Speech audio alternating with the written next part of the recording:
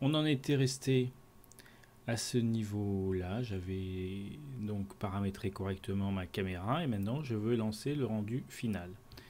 Pour lancer le rendu final, quels sont les paramètres importants? Le premier paramètre, c'est la taille de rendu. Donc on va le retrouver ici dans Viewport. Alors je vais stopper le Fire. Voilà. Dans Viewport, on a 1534 par 1023. Donc moi je vais sortir un 1500, donc ça va nous faire un 1500 par 1000. Donc ça c'est le nombre de pixels que je sors. Je vais avoir 1500 en largeur, 1000 en hauteur. D'accord? Bien sûr c'est lié à le ratio qui est ici là, puisque je travaille avec un 24-36. Ça en gros, vous divisez par 100 et vous avez la taille maximum que vous pouvez imprimer. Donc un 15-10. Ensuite, quels sont les autres paramètres? C'est les paramètres de sortie, output. Paramètres de sortie, le nom, où on veut sauvegarder. Et la partie importante, c'est cette partie-là. Time, limit et SL. SL, c'est le niveau de qualité. Quand on lance un rendu dans Maxwell, on va lui donner un SL, on va cibler un SL.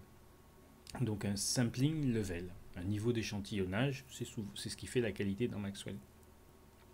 En gros, ça va être combien de rayons on va envoyer par pixel pour arriver à connaître de quelle couleur est ce pixel. Tous les matériaux ne sont pas égaux. Il y a des matériaux qui ont besoin de plus d'échantillonnage que d'autres.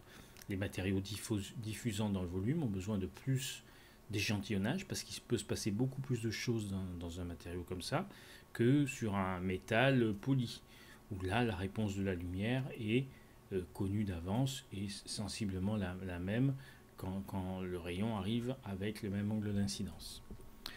Donc le SL, ça c'est quelque chose que vous allez apprendre au fur et à mesure que vous allez faire des rendus. Quel SL je dois inscrire là pour avoir un rendu propre.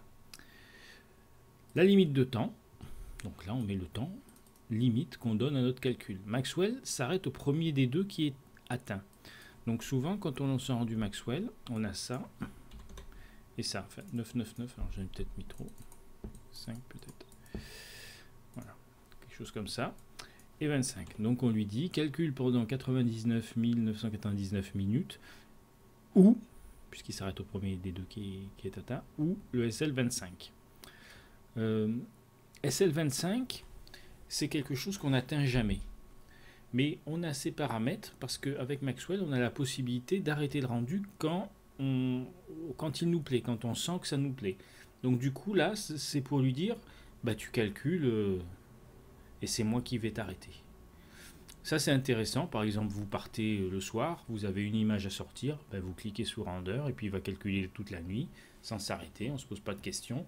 Et le lendemain matin, quand on arrive, on clique et on arrête le rendu.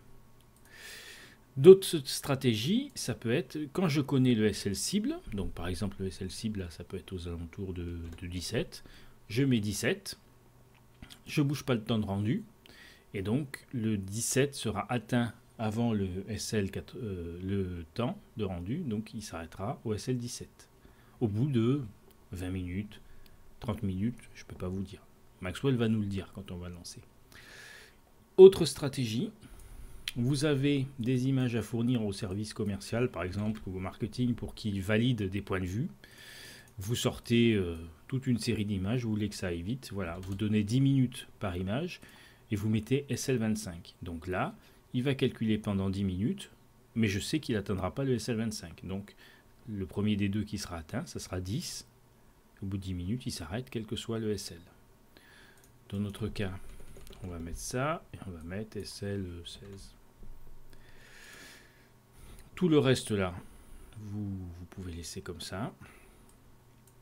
Et j'aimerais vous parler d'autre chose, c'est dans les canaux de rendu, Render Channel, l'Alpha Channel. L'Alpha, ça va être quelque chose qui va vous permettre de venir détourer votre 3D ici.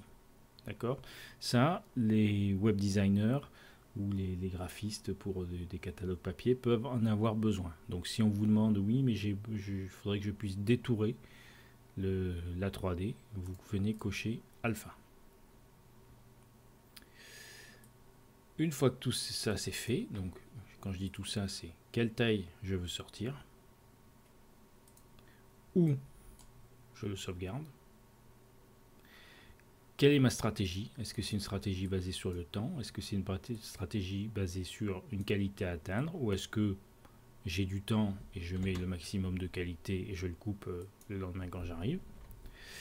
Quand tout ça c'est fait, on peut lancer le rendu. Donc on va dans Maxwell et on fait render scene. Et là il me dit, donc j'avais déjà lancé des rendus tests avant, là il me dit qu'il va écraser ces fichiers, donc ok, tu peux les écraser. Il exporte, il va me lancer mon rendu. Alors ça c'est un rendu test justement. Donc comme vous voyez, le rendu est externe à SolidWorks, ce qui nous permet, dans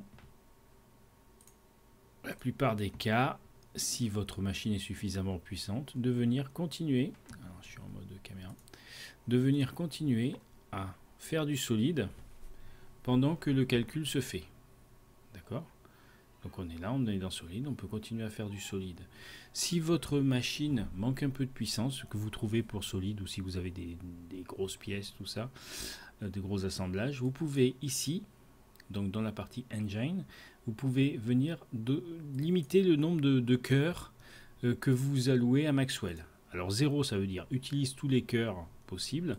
Donc je peux lui limiter le nombre de cœurs et du coup ça va laisser plus de fluidité pour notre modèle dans Solid.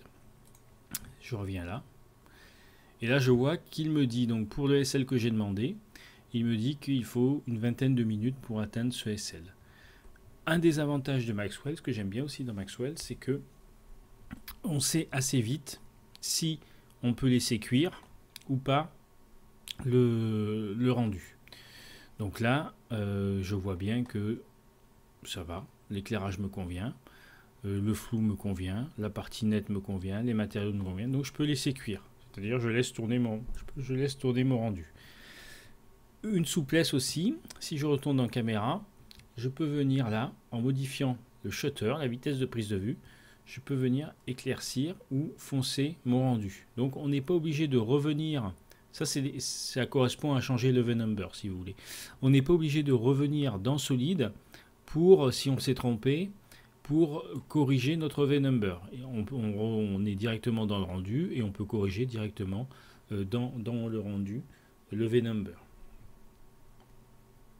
Voilà, je laisse cuire et quand ça me plaît, je stoppe et j'ai mon image finale. Donc vous voyez quelque chose d'assez simple.